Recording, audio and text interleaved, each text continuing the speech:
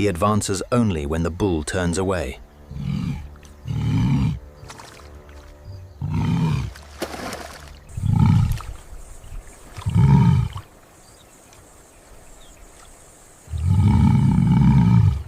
He changes direction rather than challenge the crowded water.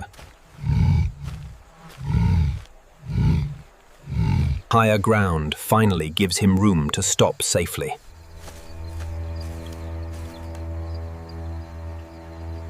Ahead, cooler ground and cover replace the exposed river.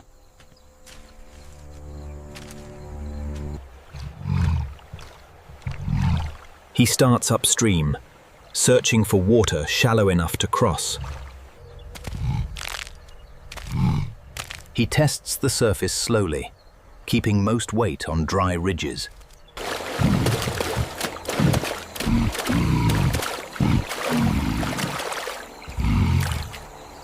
He moves before the gap can close again.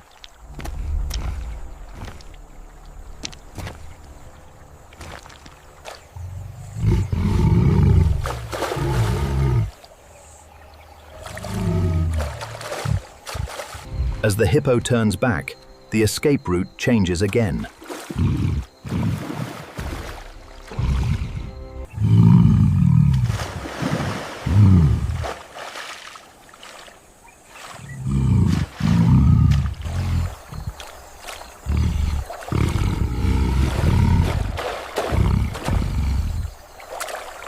The lion has one advantage left: the gravel line beneath him.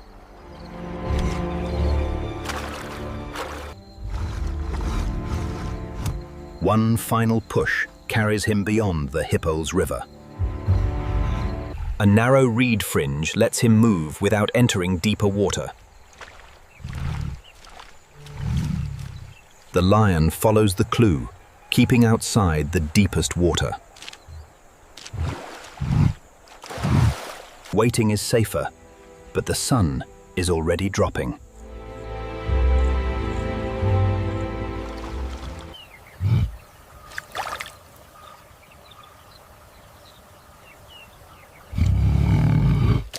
This route holds his weight, and the far bank looks closer.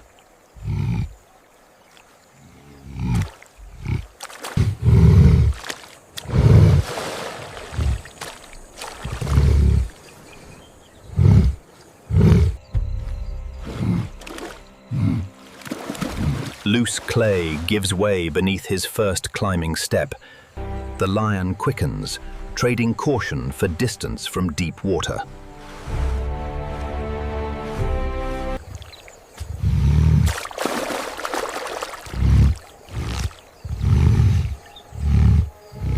The gravel dips, and water rises against his chest.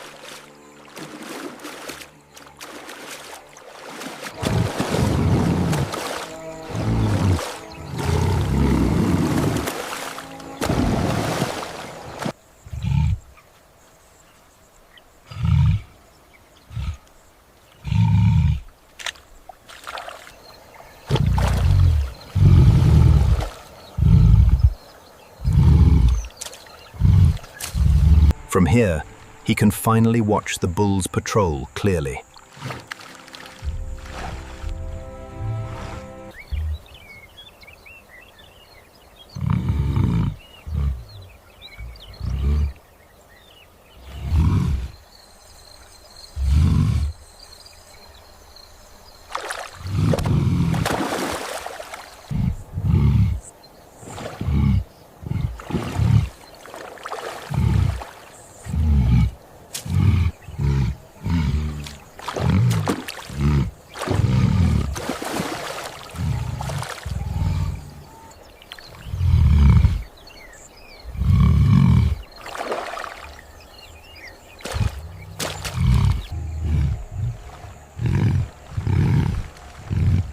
The bull keeps pace from the deeper channel beside him. He changes angle, keeping the gravel under every step.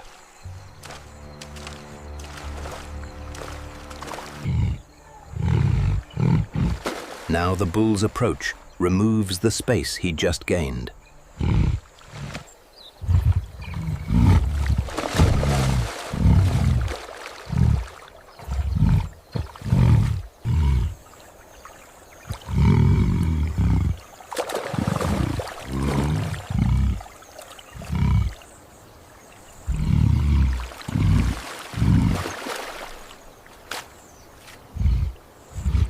Reaching it means staying exposed beside the hippo's pool.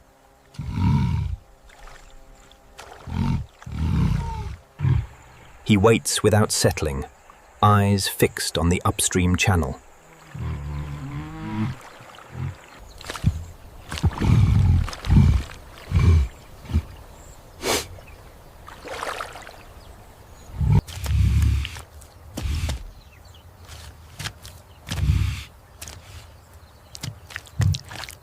His footing holds, and for once, he does not sink.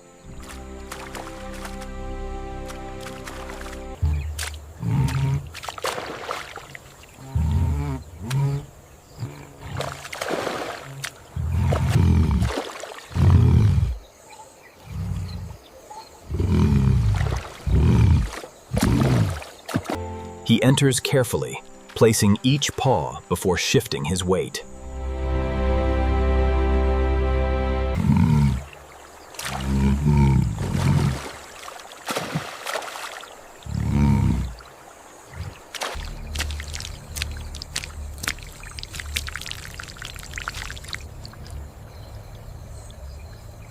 The lion does not challenge. He gives the larger animal space.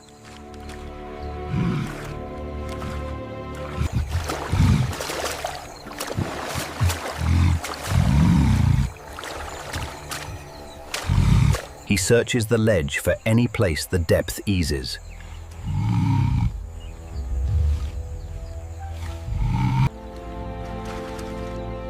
Each failed approach leaves him hotter, slower, and more exposed. Even the puku abandon the river as evening settles in.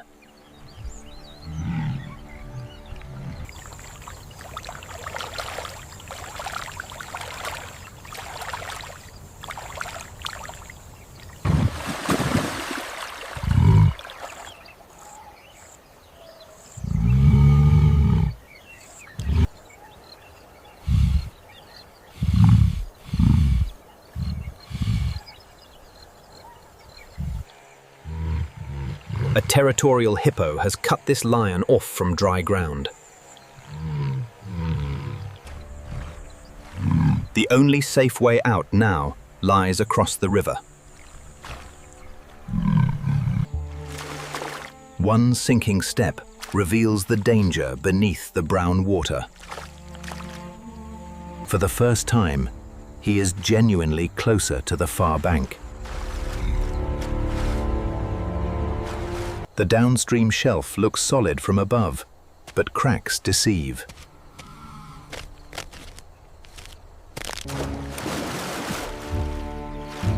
The far bank is close, but the final ledge is steep. The window closes before the lion can use it.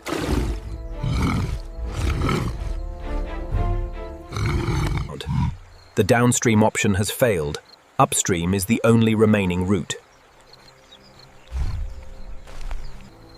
He does not linger where the bank still meets the channel.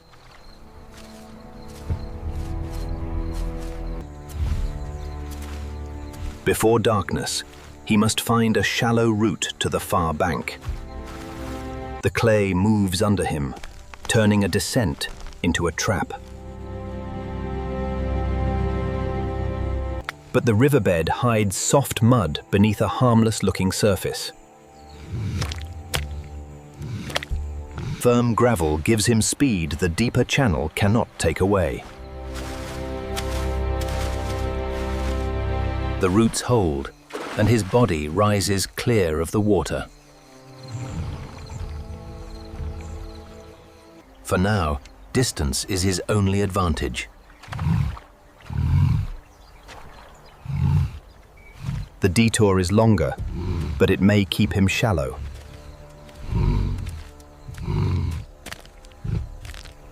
Every step keeps him on the shallowest edge of the channel. A pattern emerges: deep pool, pod, channel mouth, then back. Even hidden by reeds, he remains inside the bull's territory. Behind him, the bull finally commits to the same direction. He keeps contact with the bottom and does not turn back. The bull notices the change and turns upstream as well.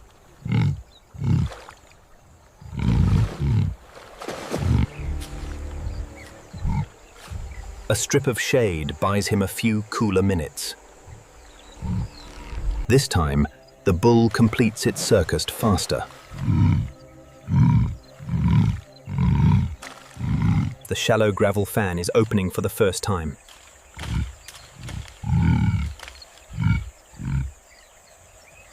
A second route appears downstream, across a broad, muddy shelf. Farther upstream, a pale gravel fan offers firmer footing.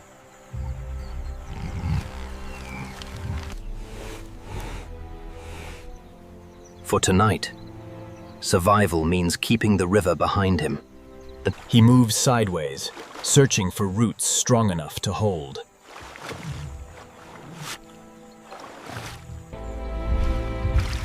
Then the pod begins drifting toward the same narrow passage. Heat is becoming an obstacle of its own.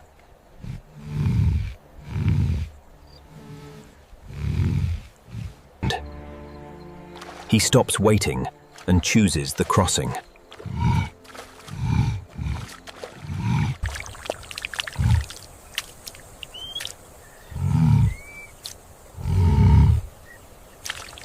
The pod begins to shift, and the river pattern changes again.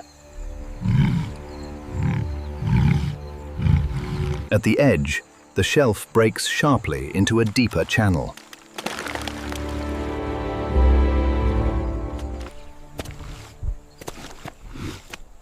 One sloping ramp offers a possible descent into the shallows. Their departure leaves the final crossing entirely to him.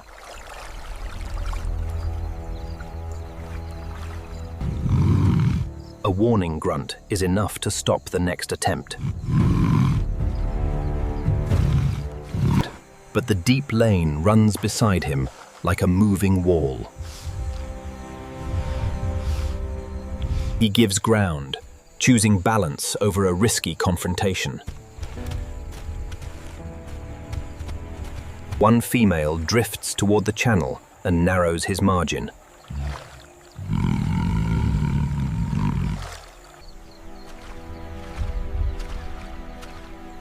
Every few meters, the sandbar gives him less room.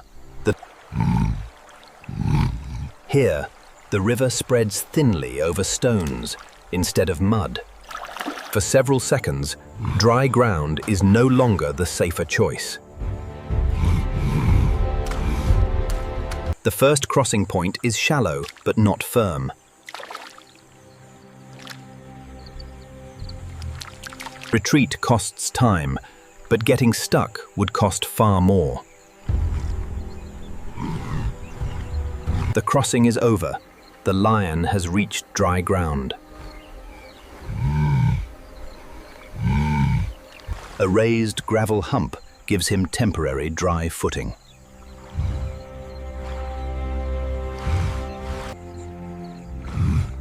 In deep water, the balance of power shifts immediately.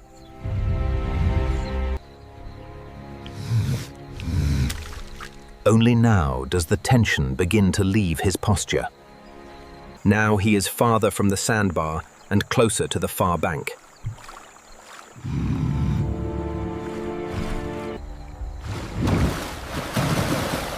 The bull reclaims the channel with one heavy surge. The light is fading, and waiting now carries its own risk. Across the river, Puku choose an even shallower line upstream.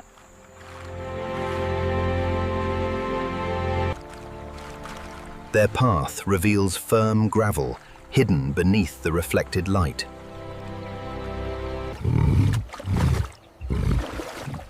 Then the bull rises onto the sand, blocking the retreat behind.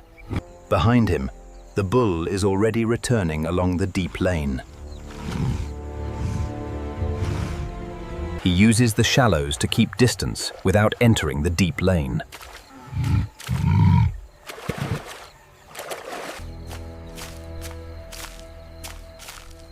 Behind him, the bull returns to the water it controls. At last, firmer stones replace the mud along the river edge. The bull circles the pod, sealing the channel completely.